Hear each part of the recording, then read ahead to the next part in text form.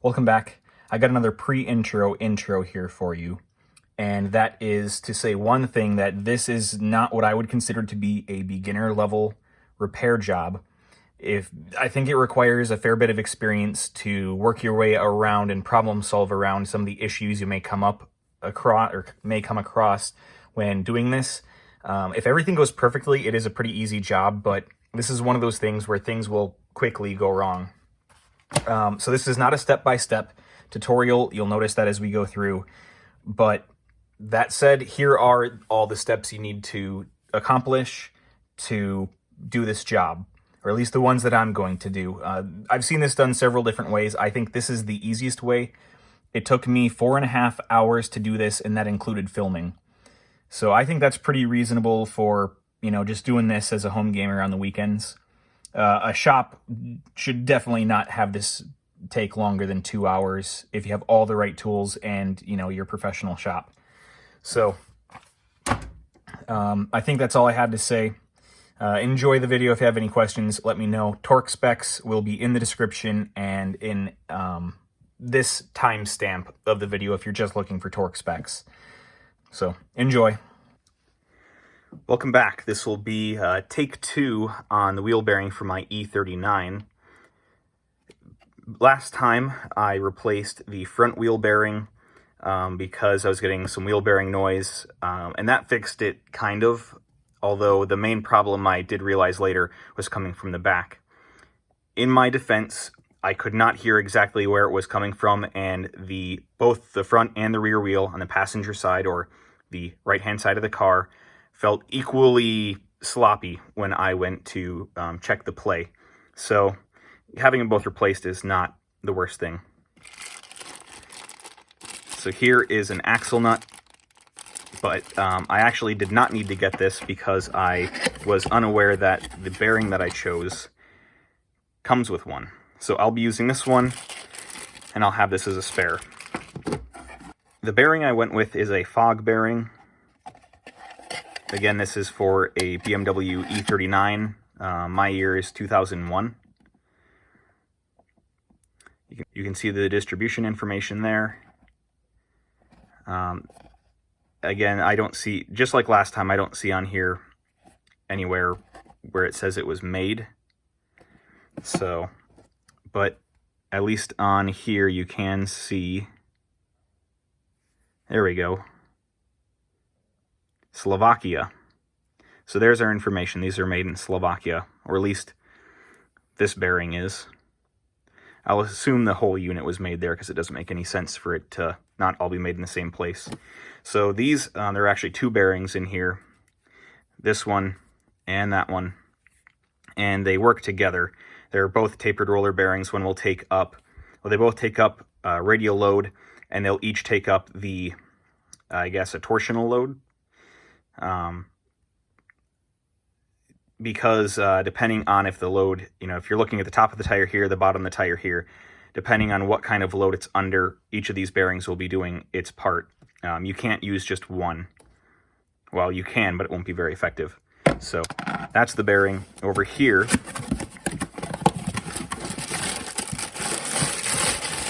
is a new hub, and this one I can say is made in Germany. The one thing here that I think is made in Germany. So this is a pretty nicely made part. There isn't a single surface on here that I can tell that isn't machined. Every single part of this is machined, and that's awesome. A lot of parts, they do like this. There isn't any machining here. That's probably left over from forging. And that's, again, assuming this is forged. And that makes sense because you don't want to machine things if you don't have to. Everything on here, for the most part, needs to be machined for it to work. And this is a press fit on this bearing, so I'll be doing that later. There's nothing really else to talk about other than the reason why I bought the bearing and a hub is because I'd rather not try to have to get the old hub off of the old bearing and then put the new new bearing on the old hub. That's just going to be more work than I feel like doing. It's going to be a lot easier if I can just buy another one of these, press them together, and that way I don't have to worry about trying to remove bearings, because it's a pain. If you don't have the right equipment for it, it can be sometimes impossible. I think this is just a better solution for me. So let's go out in the shop and start removing the old bearing. So here we are in the shop. You can see I'm already partway through disassembling this, and that is because I just wanted to speed up the process of the video, because most of you trying to do this probably already know how to take a wheel off. And to take the center nut off, you need a 36 millimeter 12-point socket like this. With the car still on the ground, before you do anything, just put it on there. You have a couple options. You can try to use a chisel, not a screwdriver, but a chisel, and try and push out the little tabs, or, you know, kind of the pins on the nut. I didn't have any success with that, so I was just like, you know what, screw it. I'm just going to try and take it off, and actually that worked very easily, much easier than I thought, and it really felt like it was too good to be true. But maybe just try that first. Get a nice long 1/2-inch breaker bar and try and take it off normally first. If you don't have much success there, then try and remove the pins. And use some good penetrating oil. That helps too. Now, I already have all 4 of the bolts on the back for the bearing carrier. I already have them broken loose. And to do that, I used quite a contraption, which was this. You need an E16, one of those guys. And then, since mine is 3/8, I used a 3/8 super short wobble extension.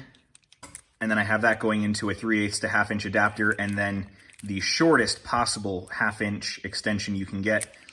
And that's the one I needed for this top corner. Otherwise, for the other 3, it was fine to just use those 3 parts. And then any old, you know, super long 1/2-inch ratchet that you got.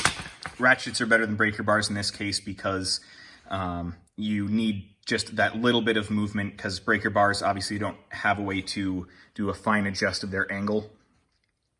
Also, you need to remove the rear brake caliper. That removes exactly the same as the front. So if you want to see some details on that, go and check out my video for the front wheel bearing. I'll link to that down below. The other thing I had to do, is you can tell back here, is I removed the axle from the differential. Now, I removed the axle from the differential because I wanted to have more access to the bolts up front. And if you can move the axle around a little bit, you can, you know, because of the way the boot is on here, you can get slightly better access to break them loose. Not much, but slightly.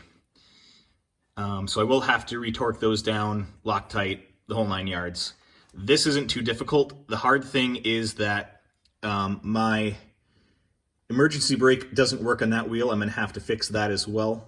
So the whole thing just wants to freewheel, even if it's in gear and the e-brake is on. So I just wedged a dowel, like a 7/8 dowel, between the rim, one of the spokes of the rim, and the brake caliper, and that locked the whole thing up really nicely without damaging anything. As you can imagine, breaking those bolts loose is not easy, so use some good heat and some good penetrating oil. And they actually came off much easier than the front ones. The only caveat to that is that the access to the bolts is a lot more difficult, but they broke free easier, so it's all kind of equal in the end, I guess.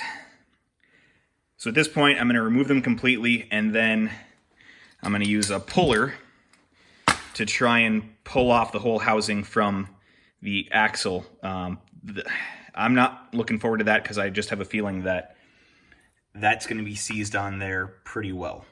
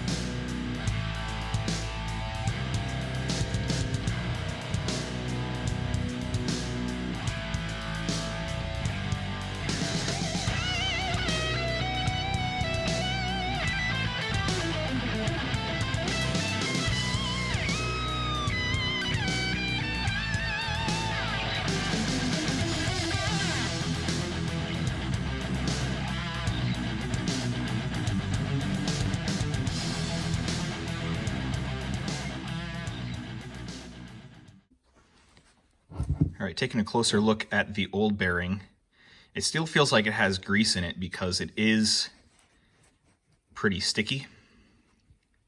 But when I put it under some load, because you're not supposed to, you can't check a bearing if it isn't under load. When I push on a little bit and then spin it more quickly, it is quite a bit more noisy. I don't know if you're gonna be able to hear it.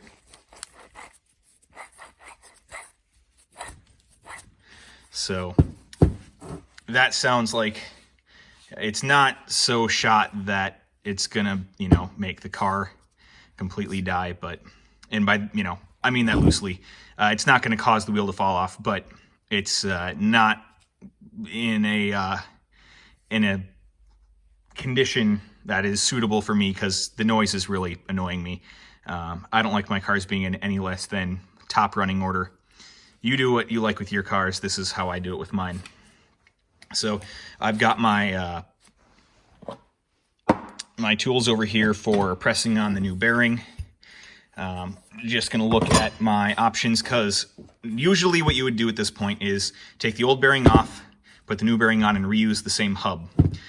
There's nothing really wrong with this hub, but because I don't want to deal with having to split these, because that's a huge pain, I decided to spend money instead of spend time and effort. So along with the new bearing, as you saw when I was inside, I got a new hub as well. So, and I should state that my hub is in the freezer. It's in the shop freezer over there, and then this I'm going to heat up with a heat gun very gently. I don't want to cook all the grease and heat up the seals too much. And then that will make them go on much more easily. I will also be using some of my favorite Blue Moly Never Sees just to help things slide on a little bit easier. All right, I think I found the two that I'm going to use. This one here fits the inside race of the bearing just about perfectly. And then this small one here will fit inside of there. I could go with a bigger one, but I'd rather go with one that's a little more captive. And that way they're closer together, and that should be very easy to draw. And then obviously have the nice fine thread screw here. And I'm going to clean this up because that's just going to cause trouble. As long as it's fairly well greased, things should slide on quite easily. And then here's the nut. I'm going to clean that up as well because dirty threads don't, I don't like dirty threads.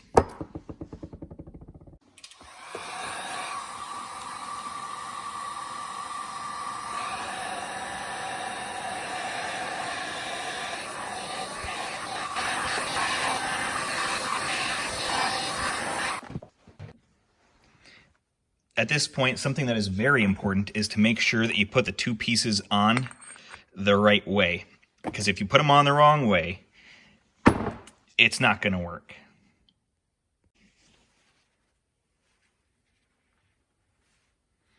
All right, this might have been a little bit too much Blue Moly, but I think that'll be okay. I can put a little bit on the splines on the inside.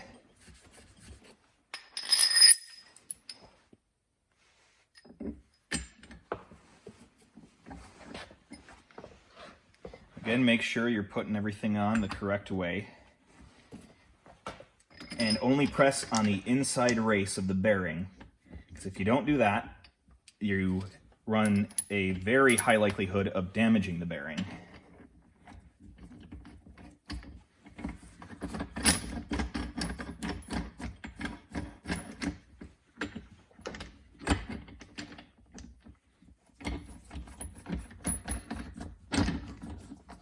Making sure everything goes on straight and true is also important because if you don't get everything lined up quite right, it's just going to jam up.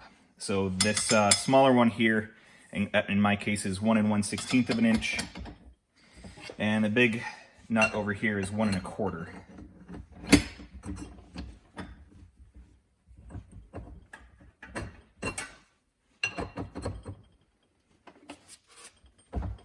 And mine is not wanting to go on straight right away, so I'm definitely going to try again.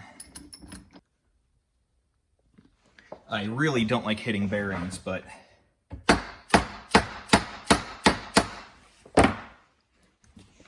it's gonna be a lot easier to hit it straight than try and pull it off. I apologize for my rather sloppy start there. All I did to straighten it out was I took a little piece of angled aluminum and I positioned it between the inner race of the bearing and this pushing block at the point where it was highest. So if it's tilted like this, I put it on that side. If it was tilted like this, I would have put it on this side. And that way it puts more pressure on the high side to try and level it out. Then as soon as it got level, I took it out and then I started, clamping down again. And now it should be going on nice and straight. Let's take a look. Beautiful.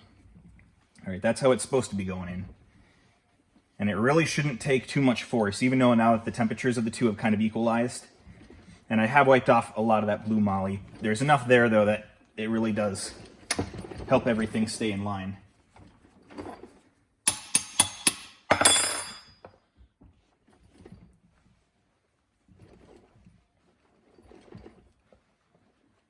All right, I can feel the second race going in there now because it just got a lot harder to turn.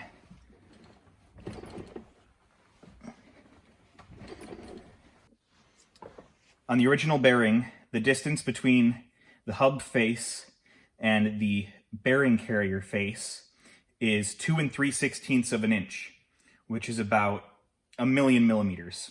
I don't know. I'm not going to calculate that in my head. But as long as I get close to that, I should be okay.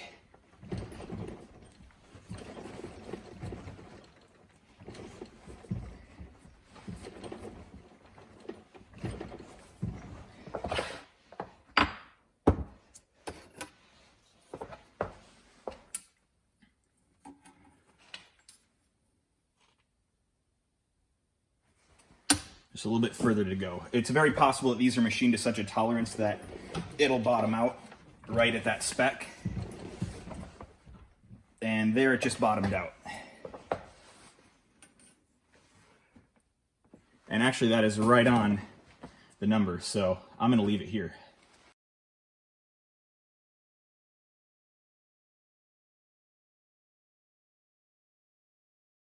Back here at the Axel, I'm going to go over the torque specs right now, and I'll go over them again every time I do a bolt, but this is the grand specs here for everything that I've done. And this is not in the order that I'm going to be putting things back. This is just the order that I have them written down. So the axle to the differential, the ones I took apart way in there, the ones that use these bolts right here, that would be 55 foot-pounds or 74 Newton meters. I've heard stories of people snapping those off because of incorrect torque specs. I'd say if you want to play it safe, go with only 50 Newton meters, but definitely have some thread locker on hand, red or blue. In this case, I don't think it makes too much difference. Depends on how much trouble you want to have taking it back off again. Okay, the bearing to the knuckle, which would be the 4 bolts. Let's see, these 4 bolts here that go in from the back. These ones are 22 foot-pounds or 30 Newton meters, which seems a little low. I'm going to double check that before I finally torque them, but I'm also going to be using thread locker. So as long as they're tight and they have thread locker, you shouldn't have too many problems. The big one here, the nut that tightens onto the axle here, this one is stated as 221 foot-pounds or 300 Newton meters.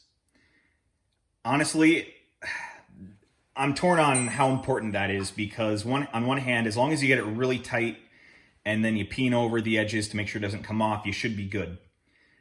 But on the other hand, the bearings that you pack in here are, the preload is determined by the amount of torque you have on here. So if it's too high, the bearings are going to be too tight, and when the wheel spins, they're going to overheat and your bearing's going to go out sooner.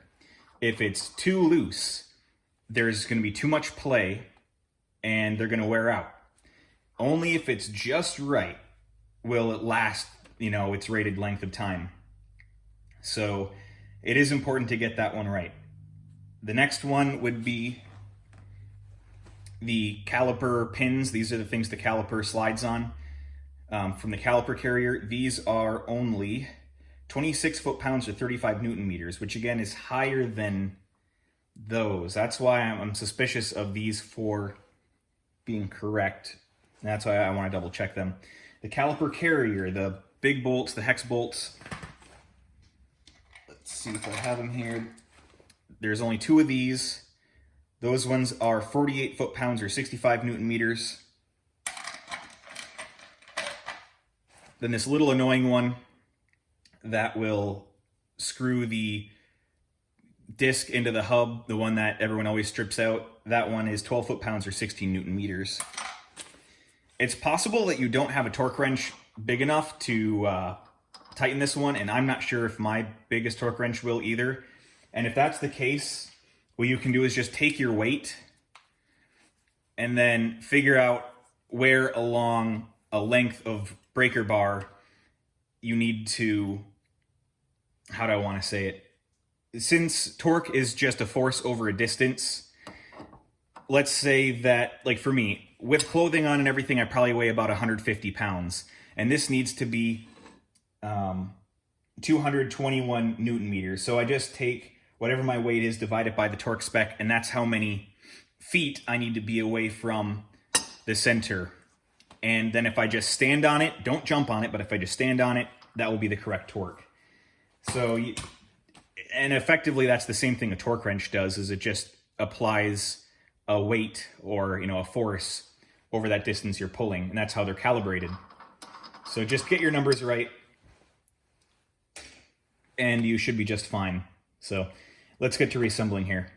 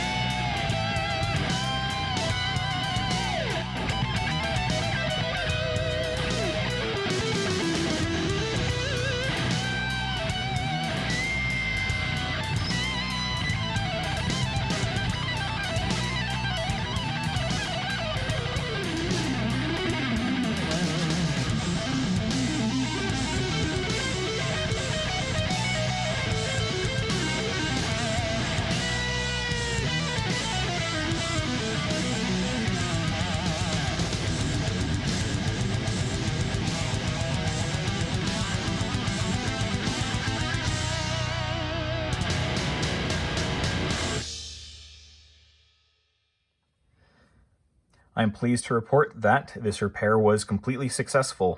All of the worn bearing noise from the rear right side of the car is now gone, and I am, happy that the car is quiet again. So I hope you enjoyed this video. Feel free to check out my other videos. I do more than just cars. I do more than just speakers. I do a whole bunch of random stuff. So thanks for watching, and that's it for this one. See ya.